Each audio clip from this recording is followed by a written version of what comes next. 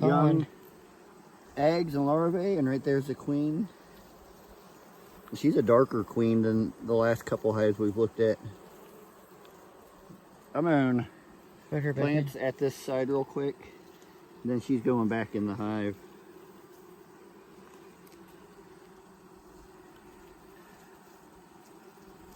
She's got eggs on this side too. And I like to look and see where the queen is, so I make sure I know where she is so I don't accidentally smash her.